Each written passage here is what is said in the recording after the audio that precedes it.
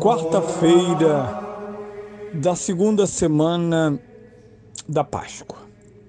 Eu sou o Padre Pedro Paulo e começamos agora mais um programa, a Bíblia no Mundo de Hoje. Pois bem, depois de passarmos por esta epopeia da aparição, da revelação do ressuscitado aos 12, revelação essa que se mostra plenamente eficaz, porque os apóstolos sabem de não ter visto um fantasma, uma aparição estranha, e que Jesus ressuscitado não é nem mesmo, que poderia parecer bom, a projeção dos seus medos, como se naquela aparição tivesse ocorrido algo que eles desejaram ou desejassem que ocorresse. Não. Prostrados, abatidos, com medo, confusos, envergonhados, todos os sentimentos negativos estavam na alma daqueles homens quando Jesus, o ressuscitado, lhes aparece. Vamos então à primeira leitura. Durante todo o tempo da Páscoa, há a supressão do Antigo Testamento. Se você não é tão distraído, vai para a missa, vai bater palmas, verás que a primeira leitura não é mais um texto do Antigo Testamento. Por 50 dias, nada há a ser dito a não ser pela igreja. Por isso, Atos dos Apóstolos são a janela da qual vemos e pela qual observamos e contemplamos o comportamento da comunidade do ressuscitado. Sim, com Pentecostes, coroa-se de modo definitivo esta identidade. Eles não são mais os mesmos, eles que, de certa maneira, são os mesmos. Lembrem-se que é bom notar que nesse pentecostalismo, no caso desesperado, nós gostaríamos que os apóstolos tivessem uma outra identidade. Pedro deixa de ser o pescador e muda de identidade. O Espírito Santo mudou minha vida. Mas o Espírito Santo não muda a vida no sentido em que ele cancela a vida. Ele a purifica, a torna mais translúcida. Aliás, é um processo e todos os elementos positivos e até os negativos do passado estão implicados na ação do Espírito Santo. Não há uma supressão do passado, como alguns pobres pentecostalistas gostam de desenhar.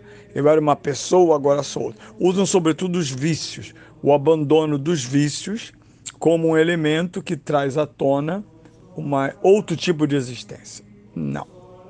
Não é bem assim, sendo também isso. Convertido é um cara novo, mas o convertido, por mais que no início ele quisesse renegar o seu passado, é inútil, porque ele está dentro deste quadro. Bem, a primeira leitura, então, é desse livro maravilhoso, com seus 28 capítulos, que podem ser divididos em Atos de São Pedro, Atos de São Paulo.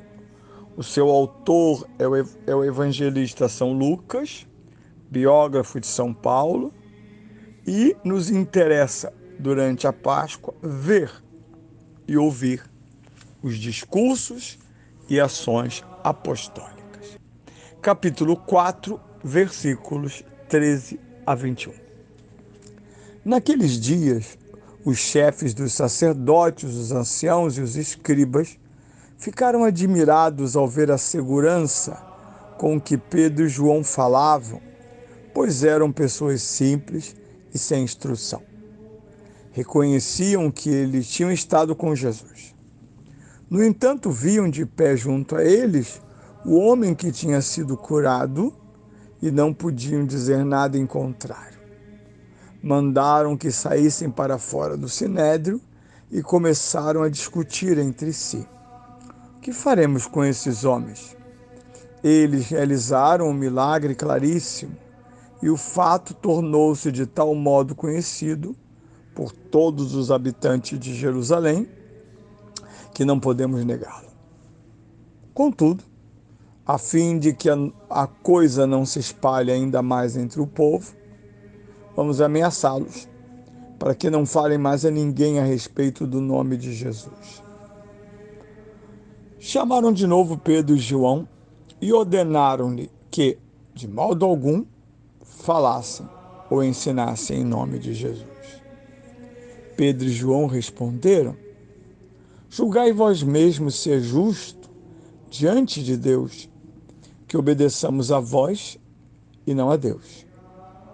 Quanto a nós, não podemos calar sobre o que vimos e ouvimos. Então, insistindo em suas ameaças, deixaram Pedro e João em liberdade, já que não tinham meio de castigá-los por causa do povo, pois todos glorificavam a Deus pelo que havia acontecido. Uma cena magnífica em vários sentidos. Os Atos dos Apóstolos não é um texto divorciado dos evangelhos, ao contrário, os personagens são os mesmos.